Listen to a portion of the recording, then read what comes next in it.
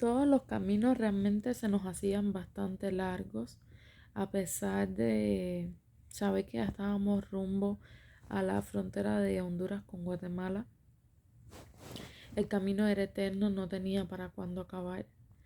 Eh, Ahí en la cafetería nos esperaba un bus, fue el más cómodo, no, perdón, el más cómodo fue en México, el de las últimas 36 horas de viaje.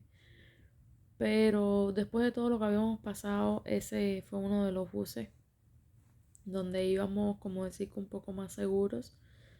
Pensábamos que en unas horitas ya llegábamos a la frontera, pero no fue así. Nos dejaron en una casa, una casa abandonada. Había unas hormigas de este tamaño, eran enormes las hormigas que habían. La casa no tenía luz. Todo el que pasaba por ahí después le llamaban la casa sin luz, la casa de las hormigas, así lo conocíamos los que pasábamos por ahí. Era completamente alejado y supuestamente a 20 minutos de la frontera de Honduras con Guatemala. En el grupo de nosotros venía un cubano que venía armado. Nos trajo bastantes problemas ese muchacho. Hoy no sé si llegó a los Estados Unidos o no, pero fue un conflicto. Casi nos cuesta la vida habernos tropezado con ese tipo de personas en el camino. Pero nada, como les digo, el tiempo de Dios es perfecto. Todo el tiempo pidiéndole que estuviera al control de todo. Él andaba armado. A esa casa nos llevaron 3 muchachos, que eran los que estaban frente a nosotros. Eran jóvenes, andaban armados. Ahí teníamos que estar en el piso. No había corriente ni para cargar los celulares. Teníamos hambre. Todos esos días pasábamos hambre. Gracias a Dios no nos faltaba el alimento. Yo llevaba unas laticas de atún, unos pancitos. Siempre había algo que compartir. Siempre había algo para dar, algo para recibir. Nosotros llevamos medicamentos. Logramos ayudar a personas que necesitaban en el camino con frituras y cosas que traíamos de Bolivia, para que no nos faltara nada en el camino en caso de que, como en esa situación, no tuviéramos que comer. Muchas personas pasaban las noches ahí. Yo no me hallaba si yo tenía que pasar la noche en ese lugar. Yo vi que estaba cayendo la noche y era espantoso. Eso era una boca de lobo, aquel lugar. Eh, me aterrorizaba, ¿para qué le voy a decir? Le dije a mi esposo, duerme con los zapatos puestos. Si de aquí hay que salir corriendo, no lo sé. Eh, Ese muchacho que les digo, entre otros que nos hicimos amigos, compraron unas cajas de cerveza. Yo solamente tenía la botella al lado mío y yo decía, cualquier cosa que pase, aunque sea un botellazo, le doy a alguien, porque tengo que defenderme. A mi esposo le dije lo mismo. Pero gracias a Dios, nos habían quedado de buscar a las 5 de la mañana.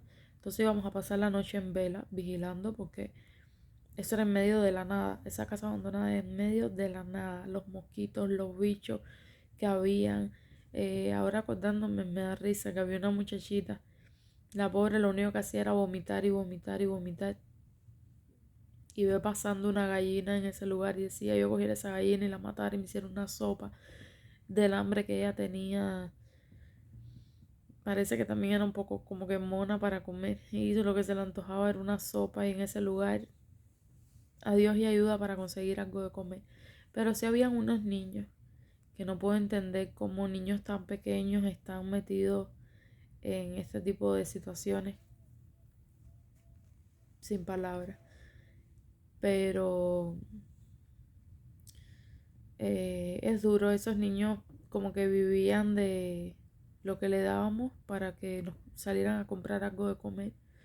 Ellos me compraron unos panes, nos ayudaron, teníamos muchísima hambre y ellos fueron a buscarnos. Les dimos con frituras y le dejamos dinerito a ellos. Eran niños que andaban con estos muchachos armados. Pero bueno, estuvimos ahí, esperábamos supuestamente a las 5 de la mañana, pero llegaron a las 8 de la noche. Muchos nos habían contado que nos tropezábamos luego en el camino, íbamos hablando de la experiencia de ellos. Nos habían contado que Tuvieron que pasar la noche ahí, que fue horroroso, porque es rodeado de montañas, aquel lugar es horrible. Nosotros no tuvimos que pasar la noche, salimos tipo 10 de la noche, 11, no me recuerdo bien. Tengo anotado todo porque cada vez que he tenido una oportunidad apuntaba en las notas del teléfono, pero no quiero leerles la experiencia, quiero más bien contárselos que no se vuelva algo poco tedioso. Y sí que conozcan qué fue lo que pasamos nosotros.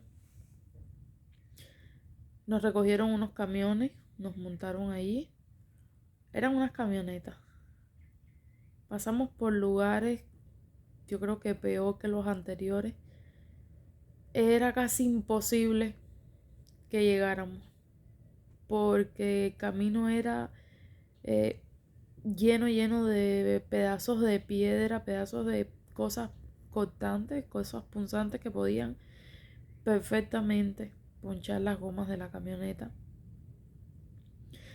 Pasamos incluso un río que no estaba ni tan alto para que no pudiera pasar el camión, ni tan bajo para que lo pudiéramos pasar caminando. Lo pasamos en el camión sin problemas, no se estancó, no pasó nada. Si no hubiéramos tenido que pasar a pie o en canoas, como pasaron ese grupo que les cuento, que tuvieron que caminar las 7 horas. Además ellos pasaron eso en canoa y fue algo súper difícil. Yo conocí de ese grupo una señora mayor que ella viajaba sola. Había un muchacho que la ayudaba en todo el camino. La historia de esa señora es bien triste porque ella había perdido a su hija. En fin, no tenía una razón ya para quedarse en Cuba.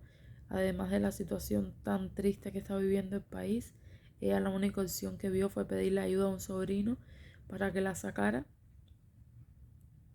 Y con tantas enfermedades que tenía, ya una señora que no tiene las mismas facilidades de moverse, de asimilar un camino tan largo, horas, donde tú no puedes decir, no, no voy a caminar, necesito descansar, porque ellos no entienden de eso. No les puedo explicar lo que pasó a esa señora, se me salían las lágrimas escuchándola, escuchando todo lo que pasó, incluso caminando por los mismos lugares que caminamos nosotros, fue bastante fuerte. Pero bueno, nada, pasamos en el camión, no tuvimos que bajar en el río y finalmente llegamos a una casa. Ustedes dirán, bueno, se acostaron en una cama, en algún momento pudieron descansar. Para nada, prácticamente no.